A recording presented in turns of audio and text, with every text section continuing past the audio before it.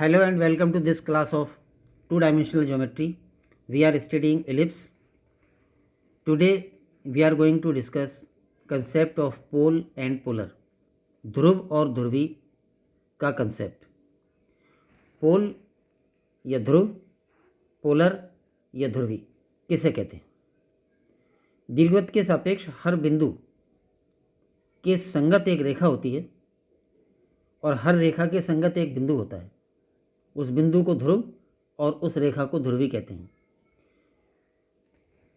ध्रुव और ध्रुवी की परिभाषा को समझने के लिए इस फिगर पर आएं. ये दीर्घवृत्त है और ये कोई बिंदु P है. बिंदु P दीर्घवृत्त के अंदर, बाहर या दीर्घवृत्त पर कहीं भी हो सकता है. बिंदु P से गुजरती हुई और दीर्घवृत्त को काटती हुई कोई भी रेखा खींच दें किसी भी दिशा में. ये रेखा दीर्घवृत्त को Q और R पर काटती है. तो जो दो प्रतिच्छेद बिंदु आए Q और R, उन प्रतिच्छेद बिंदुओं पर दीर्घवृत्त की दो स्पर्श रेखाएं बन जाएंगी. जैसे Q पर स्पर्श रेखा ये हो जाएगी और R पर स्पर्श रेखा ये हो जाएगी. ये दोनों स्पर्श रेखाएं जिस बिंदु T पर प्रतिच्छेदित होती हैं, वो बिंदु T का बिंदु पथ एक सरल रेखा आएगी और उस सरल रेखा को इस दीर्घवृत्त के सापेक्ष इस बिंदु P की ध्रुवी कहेंगे, पोलर कहेंगे. इस बिंदु P की ध्रुवी इस बिंदु T का बिंदु पथ होगा. अब बिंदु पथ क्यों होगा? हम बहुत बार पढ़ चुके हैं कि बिंदु पथ उसी बिंदु का आता है जो मूविंग पॉइंट होता है या जिस बिंदु की अनंत स्थितियां होती हैं. तो यहाँ इस बिंदु P की अनंत स्थितियां कैसे बनेगी? ये हमने P से गुजरने वाली एक रेखा खींची थी किसी दिशा में. P से गुजरने वाली अनंत रेखाएं खींची जा सकती हैं जो दीर्घवृत्त को काटती हैं. जैसे अगर हम एक और खींचें तो P से गुजरने वाली एक रेखा इस दिशा में खिंच जाएगी और ये रेखा दीर्घवृत्त को जिन दो बिंदुओं पर काटेगी वो दो बिंदु Q और R यहाँ मान लें. अब ये जो दो प्रतिच्छेद बिंदु आए, इन पर दीर्घवृत्त की स्पर्श रेखा. तो जैसे इस प्रतिच्छेद बिंदु पर यानी Q यहाँ पर हो तो उस पर स्पर्श रेखा और ये R होगा तो इस R पर स्पर्श रेखा. अब ये दोनों स्पर्श रेखाएं एक दूसरे को T बिंदु पर काटती हैं तो T यहाँ जाएगा. यानी जब P से गुजरने वाली रेखा हमने इस दिशा में खींची तो T यहाँ आया. P से गुजरने वाली रेखा इस दिशा में खींची तो T यहाँ आ गया. ऐसे ही P से गुजरने वाली अनंत रेखाएं खींच देंगे और वो सारी रेखाएं K और दीर्घवृत्त के जो प्रतिच्छेद बिंदु आएंगे उन प्रतिच्छेद बिंदुओं पर दीर्घवृत्त की स्पर्श रेखाएं बनाएंगे. उन स्पर्श रेखाओं का जो प्रतिच्छेद बिंदु आएगा T, तो इस तरह से T अनंत स्थितियों में आएगा और T की सारी स्थितियों को मिलाने से एक रेखा बनेगी, ये रेखा, और ये रेखा कहलाएगी बिंदु P की ध्रुवी. ये ध्रुवी का कंसेप्ट है. एक बार फिर समझें. दीर्घवृत्त और बिंदु P कहीं भी, P से गुजरने वाली कोई रेखा दीर्घवृत्त को काटती हुई, वो रेखा दीर्घवृत्त को दो बिंदुओं पर काटे, उनको नाम दे दें Q और R. फिर Q पर दीर्घवृत्त की स्पर्श रेखा और R पर दीर्घवृत्त की स्पर्श रेखा. ये दोनों स्पर्श रेखाओं का जो प्रतिच्छेद बिंदु आएगा T, इसका जो बिंदु पथ होगा वो एक सरल रेखा आएगी और उस सरल रेखा को हम कहेंगे दीर्घवृत्त के सापेक्ष इस बिंदु P की ध्रुवी. तो इस तरह से दीर्घवृत्त के सापेक्ष हर बिंदु की एक ध्रुवी प्राप्त होगी और जो ध्रुवी प्राप्त होगी वो एक सरल रेखा होगी. जैसे अगर ये P की ध्रुवी आ गई तो ये एक सरल रेखा है और तब बिंदु P इस सरल रेखा का ध्रुव कहलाएगा. इस तरह से दीर्घवृत्त के सापेक्ष हर बिंदु की एक ध्रुवी होती है और वो बिंदु इस ध्रुवी यानी इस रेखा का ध्रुव कहलाता है. इसी तरह से हम ये बोल सकते हैं कि दीर्घवृत्त के सापेक्ष हर रेखा का एक ध्रुव होता है और हर बिंदु की एक ध्रुवी होती है. तो ये ध्रुव और ध्रुवी का कंसेप्ट है. डेफिनेशन को अगर हम लिखें तो इस प्रकार बनेगी. पोल एंड पोलर, ध्रुव एवं ध्रुवी. किसी बिंदु P से गुजरने वाली रेखा दीर्घवृत्त को Q तथा R पर काटे तब Q एवं R पर खींची गई दीर्घवृत्त की स्पर्श रेखाओं के प्रतिच्छेद बिंदु T का बिंदुपथ एक सरल रेखा होती है जिसे दीर्घवृत्त के सापेक्ष बिंदु P की ध्रुवी कहते हैं तथा बिंदु P को उस रेखा यानी उस ध्रुवी का ध्रुव कहते हैं। If a line passing through a fixed point P cuts the ellipse at 2 points Q and R and we draw tangents at Q and R, then the point of intersection of these two tangents is T. Then the locus of T will be a line and that line is called polar of the point P and the point P is called pole of that line. ये pole and polar की definitions होगी। अब इस definition के आधार पर हम ध्रुवी का समीकरण ज्ञात करें तो अपना नेक्स्ट पॉइंट हो जाएगा ध्रुवी का समीकरण ज्ञात करना।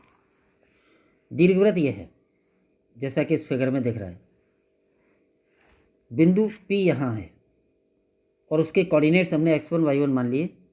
अब P से गुजरने वाली रेखा खींची जो दीर्घवृत्त को Q और R पर काटती है। P से गुजरने वाली रेखा दीर्घवृत्त को Q तथा R पर काटती है तथा Q एवं R पर खींची गई स्पर्श रेखाएं बिंदु T जिसके कोऑर्डिनेट्स हमने मान लिए हैं HK पर प्रतिच्छेदित होती हैं। जैसा कि इस फिगर में दिख रहा है, ये तो P से गुजरने वाली कोई रेखा खींच दी, किसी भी दिशा में खींची जा सकती थी। ये रेखा दीर्घवृत्त को Q और R दो बिंदुओं पर काटती है। Q पर दीर्घवृत्त की स्पर्श रेखा और R पर दीर्घवृत्त की स्पर्श रेखा, ये दोनों स्पर्श रेखाएं T बिंदु पर इंटरसेक्ट होती हैं। तो इस T का जो बिंदुपथ आएगा वो एक सरल रेखा आएगी और उस सरल रेखा को कहेंगे इस बिंदु P की ध्रुवी। तो क्योंकि T का बिंदुपथ ज्ञात करना है इसलिए T के कोऑर्डिनेट्स HK मान लिए। बिंदु T HK पर प्रतिच्छेदित होती है। अब हमने शुरू किया था P से और T पर प्राप्त किया। P से T कैसे प्राप्त हुआ? P से गुजरने वाली रेखा खींची, वो दीर्घवृत्त को Q और R पर काटती है, फिर Q और R पर दो स्पर्श रेखाएं बनी, उनका प्रतिच्छेद बिंदु T आया। अब इस फिगर में इसी बात को रिवर्सली हम बोलें तो ऐसे देख सकते हैं कि T एक बिंदु है और ये T से गुजरने वाली एक स्पर्श रेखा और ये T से गुजरने वाली दूसरी स्पर्श रेखा। जैसा कि हम जानते हैं, इससे पहले वाले वीडियो में पढ़ चुके हैं कि किसी भी बाह्य बिंदु से गुजरती हुई दीर्घवृत्त पर दो स्पर्श रेखाएं खींची जा सकती हैं। तो T बिंदु से अगर शुरू करें बात को तो T से गुजरने वाली स्पर्श रेखा और T से गुजरने वाली स्पर्श रेखा, और ये दो स्पर्श रेखाओं के जो दो स्पर्श बिंदु हैं Q और R, इनको मिलाने वाली ये जीवा QR कहलाएगी दीर्घवृत्त की बिंदु T के संगत स्पर्श जीवा, कोड ऑफ कॉन्टैक्ट। और ये जो रेखा है स्पर्श जीवा QR, अगर इसको आगे बढ़ाएं तो ये रेखा P से गुजरती है। एक बार फिर सुने, P से T प्राप्त करना, P से गुजरने वाली कोई रेखा खींचे, वो दीर्घवृत्त को Q और R पर काटे, Q और R पर स्पर्श रेखा खींचे, वो एक दूसरे को T पर काटे। एक बात, अब इसको उल्टे तरह से बोले तो T एक बिंदु है और T के संगत QR स्पर्श जीवा है और ये स्पर्श जीवा QR P से गुजरती है। तब जीवा QR को हम क्या कह सकते हैं? बिंदु T जिसके कोऑर्डिनेट्स हमने HK माने हुए हैं के संगत दीर्घवृत्त की स्पर्श जीवा होगी। बाह्य बिंदु T के संगत दीर्घवृत्त की ये रेखा स्पर्श जीवा कहलाएगी। और स्पर्श जीवा का समीकरण क्या होता है वो हमने पिछले वीडियो में पढ़ लिया था। तो T के संगत दीर्घवृत्त की स्पर्श जीवा यानी रेखा QR का समीकरण ये हो जाएगा hx/a² प्लस ky/b² बराबर 1। जैसा कि हम जानते हैं कि अगर इस बिंदु के कोऑर्डिनेट्स x1 y1 होते तो स्पर्श जीवा का समीकरण होता x1 x/a² plus y1 y/b² बराबर 1। तो इस बिंदु T के कोऑर्डिनेट्स HK हैं, तो T के संगत स्पर्श जीवा यानी स्पर्श जीवा QR का समीकरण ये हो जाएगा hx/a² प्लस ky/b² बराबर 1। अब जैसा कि हम इस फिगर में देख रहे हैं, ये जो स्पर्श जीवा यानी ये जो रेखा है QR वो P से गुजरती है, यानी P इसी रेखा पर है, तो P के कोऑर्डिनेट्स इसको संतुष्ट करेंगे। ये जीवा P x1 y1 से गुजरती है, अतः इस समीकरण को p के कोऑर्डिनेट संतुष्ट करेंगे, यानी इसमें x की जगह x1 और y की जगह y1 रख देंगे तो ये इक्वेशन आ जाएगी। अब इस इक्वेशन में x1 y1 तो उस फिक्स्ड पॉइंट p के कोऑर्डिनेट्स हैं और h के उस बिंदु t के कोऑर्डिनेट्स हैं जिसका कि हमें बिंदु पथ ज्ञात करना है। तो इसमें h की जगह x और k की जगह y रख दें तो बिंदु t h k का बिंदु पथ हो जाएगा। h की जगह x रखेंगे तो x x1 upon a square और k की जगह y रखेंगे तो y y1 upon b square बराबर 1। ये आ गया बिंदु t जिसके कोऑर्डिनेट्स हमने h के माने हुए थे उसका बिंदु पथ। और ये अपने आप में देख रहे हैं हम कि सरल रेखा है, क्योंकि ये x और y में एक घातीय है। ये सरल रेखा दीर्घवृत्त के सापेक्ष बिंदु p की ध्रुवी है। तो ये दीर्घवृत्त के सापेक्ष p x1 y1 की अभीष्ट ध्रुवी का समीकरण है। अब यहाँ पर हम एक बात देख रहे हैं कि हमने पहले स्पर्श रेखा का समीकरण ज्ञात किया, उसके बाद स्पर्श जीवा का समीकरण ज्ञात किया और अब ध्रुवी का समीकरण ज्ञात किया है। समीकरण तीनों एक ही प्राप्त हुए हैं।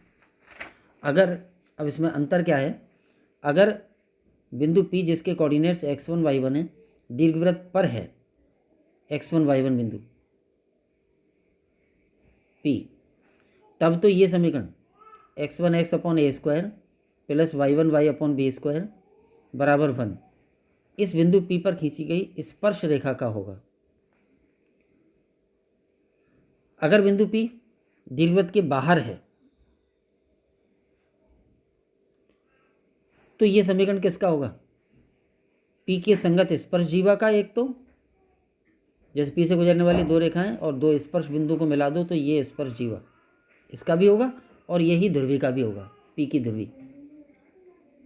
और अगर बिंदु दीर्घवृत्त के अंदर है P, तब ये समीकरण केवल P की ध्रुवी का होगा, क्योंकि अंदर वाले बिंदु से ना तो स्पर्श रेखा बनती है ना स्पर्श जीवा बनती है। मतलब समीकरण यही है, ऐसा ही समीकरण या यही समीकरण स्पर्श रेखा का भी आया था, यही समीकरण स्पर्श जीवा का भी आया था और यही समीकरण ध्रुवी का भी आया था। लेकिन ये डिपेंड करता है कि बिंदु P कहाँ पर है। अगर बिंदु P, ये समीकरण ध्रुवी का तो हमेशा है, चाहे बिंदु P दीर्घवृत्त के बाहर हो, अंदर हो या दीर्घवृत्त पर हो, ध्रुवी का तो ये हर स्थिति में है। ये समीकरण ध्रुवी एंड स्पर्श जीवा का हो जाएगा अगर बिंदु P बाहर है, तब ये समीकरण ध्रुवी का भी होगा और स्पर्श जीवा का भी होगा। और जब बिंदु दीर्घवृत्त पर है तब ये समीकरण तीनों का ही है, ध्रुवी का भी यही है, स्पर्श जीवा का भी यही है और स्पर्श रेखा का भी यही है। तो ये बिंदु P जो हमने x1 y1 लिया था उसकी ध्रुवी आ गई और ये अपने आप में एक रेखा है और बिंदु P इस रेखा का ध्रुव कहलाएगा। तो ये हो गया ध्रुवी का समीकरण ज्ञात करना। इसके बाद हम दो डेफिनेशंस और लें, conjugate points and conjugate lines. संयुग्मी बिंदु तथा संयुग्मी रेखाएं, तो ये क्या होती हैं, इस बात को हम पहले इस फिगर में समझ लें। ये दीर्घवृत्त और ये कोई दो बिंदु P और Q। हम जानते हैं कि हर बिंदु की एक ध्रुवी होती है। तो जैसे बिंदु P यहाँ पर है, इस बिंदु P की दीर्घवृत्त के सापेक्ष कोई ध्रुवी आएगी, मान लो वो ये रेखा है P की ध्रुवी। फिर एक कोई बिंदु ले लिया Q, तो इस Q बिंदु की भी दीर्घवृत्त के सापेक्ष कोई ध्रुवी आएगी, तो वो मान लें कि ये रेखा है CD। यानी इस चित्र में रेखा AB P की ध्रुवी है और रेखा CD Q की ध्रुवी है। अब अगर ऐसा हो कि जो P की ध्रुवी है वो बिंदु Q से गुजरती है, तो फिर ऐसा भी होगा कि जो Q की ध्रुवी है वो P से गुजरेगी। और ऐसी स्थिति में ये दो बिंदु P और Q परस्पर कॉन्जुगेट पॉइंट्स या संयुग्मी बिंदु कहलाते हैं। तो परिभाषा ये हो जाएगी, दो बिंदु P तथा Q किसी दीर्घवृत्त के सापेक्ष संयुग्मी बिंदु कहलाते हैं यदि P की ध्रुवी Q से गुजरे और अगर P की ध्रुवी Q से गुजरेगी तो फिर ये भी होगा कि Q की ध्रुवी भी P से गुजरेगी। इस पॉइंट को हम इसी वीडियो में एक क्वेश्चन के तौर पर प्रूव कर लेंगे। और ऐसे दो बिंदु संयुग्मी बिंदु कहलाते हैं। लिसन अगेन, दोबारा सुने। दो बिंदु दीर्घवृत्त के सापेक्ष परस्पर संयुग्मी बिंदु कहलाते हैं अगर वो ऐसे हों कि उनमें से हर एक की ध्रुवी दूसरे वाले बिंदु से गुजरे। एक बिंदु की ध्रुवी दूसरे बिंदु से गुजरे और दूसरे बिंदु की ध्रुवी पहले बिंदु से गुजरे, तब वो दोनों बिंदु परस्पर संयुग्मी बिंदु कहलाते हैं। सिमिलरली संयुग्मी रेखाएं होती हैं। अब इसी चित्र में हम संयुग्मी रेखाओं की बात करें, यानी दो रेखाएं परस्पर संयुग्मी कब कहलाती हैं। तो एक रेखा ए बी है और एक रेखा सी डी है। अब ये दो रेखाएं परस्पर संयुग्मी कब कहलाएंगी। हम जानते हैं कि हर रेखा का ध्रुव होता है, हर रेखा के संगत एक बिंदु होता है जिसे हम उस रेखा का ध्रुव कहते हैं। तो अगर रेखा ए बी का ध्रुव मान लो पी रेखा सी डी पर स्थित हो, जैसा कि यहाँ दिख रहा है, तो फिर ये भी होगा कि जो रेखा सी डी का ध्रुव आएगा क्यू, वो रेखा ए बी पर स्थित होगा। और ऐसी दो रेखाएं दीर्घवृत्त के सापेक्ष परस्पर संयुग्मी रेखाएं कहलाती हैं। यानी दो रेखाएं परस्पर संयुग्मी कहलाएंगी अगर उनमें से एक रेखा का ध्रुव दूसरी रेखा पर स्थित हो और दूसरी रेखा का ध्रुव पहली रेखा पर स्थित हो, तो वो संयुग्मी कहलाती है। तो ये संयुग्मी रेखाओं और संयुग्मी बिंदुओं की परिभाषा है। एक बार और हम संयुग्मी बिंदु और संयुग्मी रेखा को दोबारा से समझने का प्रयास करें। मान लो ये तो है दीर्घवृत्त और ये कोई दो बिंदु हैं P और Q। अब ये दो बिंदु P और Q इस दीर्घवृत्त के सापेक्ष संयुग्मी बिंदु कब कहलाएंगे। क्या कंडीशन हो, क्या हो जाए तब ये दो बिंदु संयुग्मी कहलाएंगे। तो वो ये है कि बिंदु P की ध्रुवी ज्ञात की जाए। हम जानते हैं कि हर बिंदु की ध्रुवी होती है, तो बिंदु P की ध्रुवी जो कि एक रेखा होगी वो ऐसी आए कि वो Q से गुजरे, तो ये दोनों बिंदु संयुग्मी बिंदु कहलाएंगे। एक बिंदु की ध्रुवी दूसरे बिंदु से अगर गुजरती हो तो दोनों बिंदु संयुग्मी बिंदु कहलाएंगे। और तब ये भी होगा कि अगर P की ध्रुवी Q से गुजरती है तो फिर आवश्यक रूप से ऐसा होगा कि Q की जो ध्रुवी आएगी वो भी एक रेखा आएगी, तो वो P से गुजरेगी। यानी Q की ध्रुवी फिर ऐसी होगी जो P से गुजरे। इसी प्रकार दीर्घवृत्त के सापेक्ष दो रेखाएं, जैसे ये दीर्घवृत्त और ये एक रेखा, मान लो रेखा ए बी, और ये एक रेखा मान लो रेखा सी डी। अब ये दो रेखाएं हैं और दीर्घवृत्त है, ये दो रेखाएं परस्पर संयुग्मी कब कहलाएंगी। रेखा ए बी का कोई ना कोई ध्रुव होगा, एक बिंदु होगा जिसे हम रेखा ए बी का ध्रुव कहेंगे, और रेखा सी डी का भी कोई ना कोई ध्रुव आएगा, कहीं भी आ सकता है। ऐसा भी हो सकता था कि रेखा ए बी का ध्रुव P यहाँ आ जाए और रेखा सी डी का ध्रुव Q यहाँ आ जाए। लेकिन अगर ऐसा हो कि रेखा ए बी का ध्रुव है वो कहीं ना कहीं रेखा सी डी पर ही प्राप्त हो, मान लो P, तब ऐसा भी होगा कि जो रेखा सी डी का ध्रुव है वो कहीं ना कहीं रेखा ए बी पर प्राप्त होगा, मान लो Q। और ऐसी स्थिति में ये दो रेखाएं दीर्घवृत्त के सापेक्ष परस्पर संयुग्मी रेखाएं कहलाती हैं। तो संयुग्मी रेखाओं और संयुग्मी बिंदुओं से संबंधित हम दो क्वेश्चन ले रहे हैं। पहला है, दीर्घवृत्त के सापेक्ष किसी बिंदु P की ध्रुवी Q से गुजरती हो तब Q की ध्रुवी P से गुजरेगी। ये बात प्रूव करनी है, और ऐसे दो बिंदु ही संयुग्मी बिंदु कहलाते हैं। तो ये तो हो गया दीर्घवृत्त का समीकरण। इसके सापेक्ष दो बिंदु ले लिए हमने, एक P x1 y1 और एक Q x2 y2। तो दीर्घवृत्त के सापेक्ष इन दोनों बिंदुओं की ध्रुवियाँ, पोलर्स, ये दो हो जाएंगी, जैसा कि हमने पिछले आर्टिकल में ज्ञात किया था कि x1 y1 बिंदु की दीर्घवृत्त के सापेक्ष ध्रुवी होती है x1 x/a² plus y1 y/b² बराबर 1। और इसी तरह से Q जिसके कोऑर्डिनेट x2 y2 हैं उसकी ध्रुवी हो जाएगी x2 x/a² plus y2 y/b² बराबर 1। तो ये तो हो गए दो बिंदु और उन दोनों बिंदुओं की ध्रुवियाँ।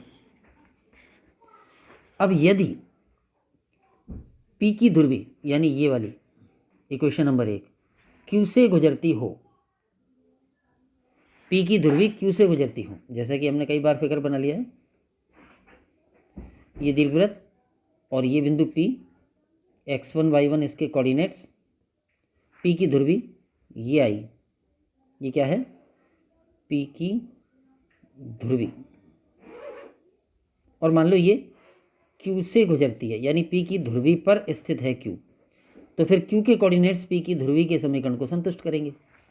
तो यदि P की ध्रुवी नंबर 1 यानी ये वाला समीकरण बिंदु Q से गुजरती है, तो Q के कोऑर्डिनेट्स इस समीकरण को संतुष्ट करेंगे, यानी इस समीकरण में x और y के स्थान पर Q के कोऑर्डिनेट्स x2 और y2 रख देंगे, तो हमें प्राप्त हो जाएगा ये समीकरण x1 और x की जगह x2 upon a square plus y1 और y की जगह y2 अपॉन b स्क्वायर बराबर 1। इक्वेशन नंबर 3 मान लें इसको। ये इक्वेशन कहाँ से आई या किस कंडीशन पर आई? जब हमने ये मान लिया कि ये जो P की ध्रुवी है वो बिंदु Q से गुजरती है। अब हमें सिद्ध करना है कि तब Q की ध्रुवी यानी समीकरण नंबर 2 P से गुजरेगी। अब अगर हम ये सिद्ध करना चाहें कि ये रेखा P से गुजरती है, तो क्या सिद्ध करना पड़ेगा कि P के कोऑर्डिनेट्स जो कि x1 y1 हैं इस रेखा के समीकरण को संतुष्ट करें, यानी इस रेखा के समीकरण में x की जगह x1 और y की जगह y1 रखने पर यह समीकरण संतुष्ट हो जाए। तो हम देखें कि इसमें x की जगह x1 और y की जगह y1 रखेंगे तो ये समीकरण यही वाला बन जाएगा। एक बार फिर ये समीकरण कहाँ से आया? जब हमने ये मान लिया कि P की ध्रुवी Q से गुजरती है, P की ध्रुवी यानी समीकरण नंबर 1 Q से गुजरती है, तब ये समीकरण आया। लेकिन इसी समीकरण से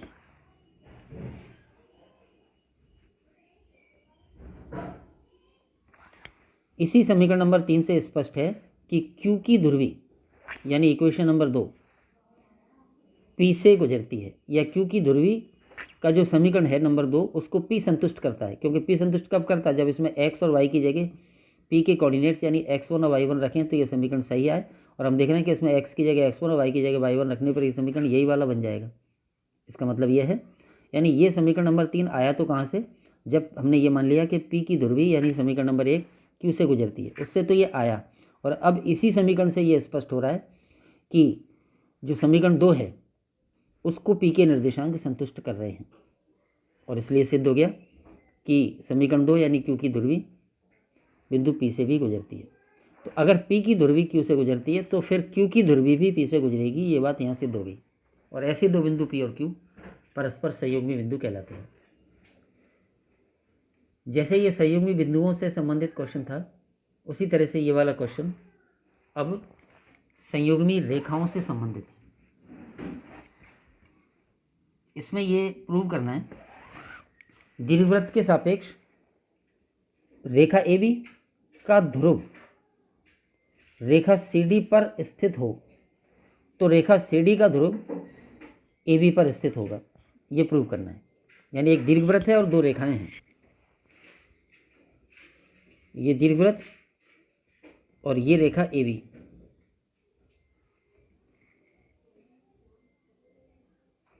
और ये रेखा CD।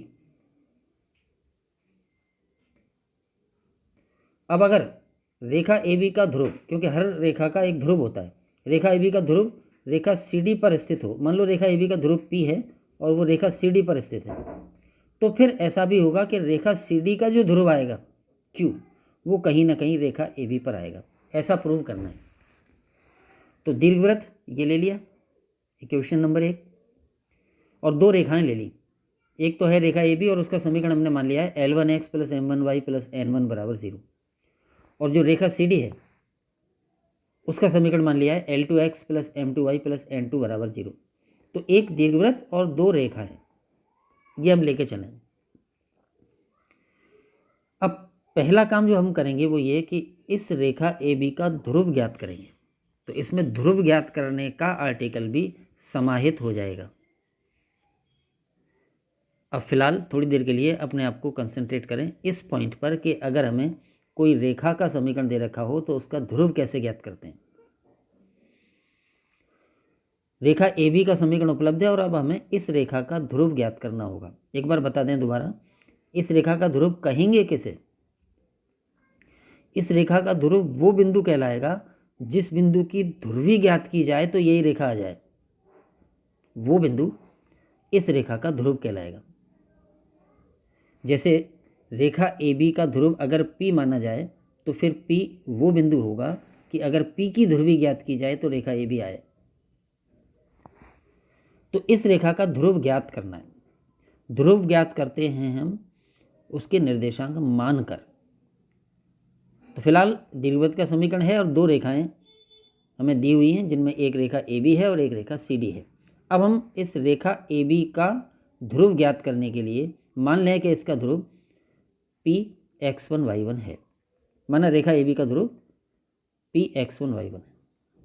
अगर रेखा ए बी का ध्रुव ये है x1 y1, तो फिर इस x1 y1 की जो ध्रुवी आएगी वो रेखा ए बी ही आनी चाहिए। परंतु पी की इस बिंदु की ध्रुवी दीर्घवृत्त के सापेक्ष ये होती है x1 x upon A square plus y1 y upon B square बराबर 1। x1 y1 की ध्रुवी तो ये होती है, इसका मतलब ये ही रेखा ए बी होगी। अगर रेखा ए बी का ध्रुव पी x1 y1 मान लिया जाए, तब पी की ध्रुवी के रूप में रेखा ए बी का समीकरण ये भी होगा। ये तो हमें रेखा ए बी का समीकरण दिया हुआ है, इसका ध्रुव पी मान लें तो जो पी की ध्रुवी आएगी वो रेखा ए बी ही होगी। इसका मतलब ये भी रेखा ए बी का समीकरण है और ये भी रेखा ए बी का समीकरण है। दोनों समीकरण एक ही रेखा के हैं तो दोनों की तुलना कर दी जाएगी। तुलना में इसमें x का गुणांक x1 upon A square upon इसमें x का गुणांक L1 बराबर इसमें y का गुणांक y1 upon B square upon इसमें y का गुणांक m1 बराबर इसमें अचर पद 1, लेफ्ट हैंड साइड में लेने पर ये अचर पद हो जाएगा -1, तो इसका अचर पद -1, तो इस बटे इसका अचर पद n1। जैसा कि हम जानते हैं और पहले भी कर चुके हैं कई बार कि दो रेखाएं या दो समीकरण अगर एक ही रेखा के होते हैं तो उनकी तुलना कैसे करते हैं।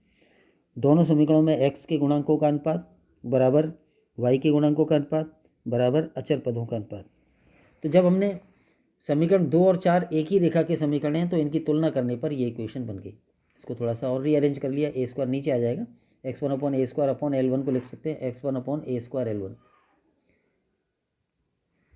इसी तरह से ये टर्म बी स्क्वायर नीचे आ जाएगी तो ये टर्म हो जाएगी y1 upon B square m1 और ये -1 अपॉन n। अब फर्स्ट टर्म बराबर थर्ड टर्म को देखें और x1 के लिए हल कर लें तो x1 की वैल्यू आएगी -a स्क्वायर, ये a स्क्वायर L1 इधर ऊपर आ जाएगा तो x1 की value -a square L1 upon n1 और सेकंड टर्म बराबर थर्ड टर्म। इस समीकरण को सॉल्व करके y1 का मान निकालें तो वो आएगा -b square m1 upon n1। ये x1 y1 के मान आए। तो जब हमने ये माना कि रेखा ए बी का ध्रुव x1 y1 है तो x1 का मान इतना आया और y1 का मान इतना आया, तो फिर एक्चुअली रेखा ए बी का ध्रुव हो गया p। ये x1 y1 तो माना था और अब x1 y1 के मान आ गए तो ये ध्रुव हो गया। तो ये जो पॉइंट है यहाँ से यहाँ तक ये अपने आप में एक आर्टिकल हो गया। हम जो काम करना चाह रहे हैं उस पर बाद में आएंगे। पहले कि अगर हमें दीर्घवृत्त दे रखा हो और कोई रेखा दे रखी हो और उस रेखा का ध्रुव ज्ञात करना हो तो क्या करना होता है। उस रेखा का ध्रुव मान लो, फिर वो जो ध्रुव माना उसकी ध्रुवी लिख लो, उस ध्रुवी की उस रेखा से तुलना कर दो, तुलना करके x1 y1 के मान निकाल लो तो ध्रुव ज्ञात हो जाता है। तो ये इतना काम किसी दी हुई रेखा का ध्रुव ज्ञात करने का काम है। अब हम इस क्वेश्चन की बात पर आएँ। यहाँ पर दो रेखाएं ए बी और सी डी दे रखी हैं। रेखा ए बी का ध्रुव हमने ज्ञात कर लिया है P। अब जैसे रेखा ए बी का ध्रुव आया ऐसे ही रेखा सी डी का भी ध्रुव ज्ञात कर सकते हैं, तो वो डायरेक्ट लिख दिया क्योंकि L1 M1 N1 के स्थान पर इसमें L2 M2 N2 है। तो जैसे रेखा ए बी का ध्रुव ये आया P, इसी प्रकार रेखा सी डी का ध्रुव आ जाएगा -a स्क्वायर L1 की जगह L2 हो जाएगा उसमें अपॉन N2 और -b स्क्वायर M1 बटे N1 की जगह हो जाएगा -b स्क्वायर M2 बटे N2। तो ये रेखा सी डी का भी ध्रुव आ गया। तो हमारे पास दो रेखाएं थी, एक रेखा ए बी और एक रेखा सी डी, और दोनों के हमने ये ध्रुव ज्ञात कर लिए। इसके बाद यदि रेखा ए बी का ध्रुव P रेखा सी डी से गुजरे, यदि रेखा ए बी का ध्रुव यानी ये P रेखा सी डी पर स्थित हो तो क्या होगा, इस ध्रुव के कोऑर्डिनेट्स रेखा सी डी के समीकरण को संतुष्ट करेंगे। अगर हम ऐसा मान लें कि रेखा ए बी का जो ध्रुव P है वो रेखा सी डी पर स्थित है, तो अगर P रेखा सी डी पर स्थित है तो P के निर्देशांक रेखा सी डी के समीकरण को संतुष्ट करेंगे। तो वो रख दिया, रेखा सी डी के समीकरण में था L2x, तो x की जगह रख दिया P का first coordinate -a square L1 upon N1, L2 into x की जगह P का first coordinate plus M2 into y की जगह P का सेकेंड कोऑर्डिनेट प्लस N2 बराबर 0। ये इक्वेशन किस बात को मानने से आई? जब हमने ये मान लिया कि रेखा ए बी का ध्रुव जो कि P है वो रेखा CD पर स्थित है, तो ये इक्वेशन आई। अब देखें इस इक्वेशन को रीअरेंज करके ये इक्वेशन कैसे आई है। इसमें n1 से गुणा और n2 का भाग दे दें। इस इक्वेशन को n1 पूरी को n1 से गुणा कर दें और n2 का भाग दे दें, तो यहाँ नीचे n2 आ जाएगा, यहाँ नीचे n2 आ जाएगा और यहाँ n1 आ जाएगा। एक बात तो ये। दूसरा, ये जो टर्म है इसको ऐसे दिखा दिया है, L1 को बाहर लिख दिया, L2 को अंदर लिख दिया है। इसमें भी M1 को बाहर M1 है ये,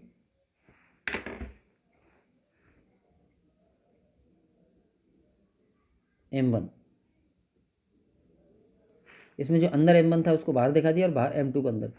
इस इक्वेशन को ही रीअरेंज करके ये लिख दिया।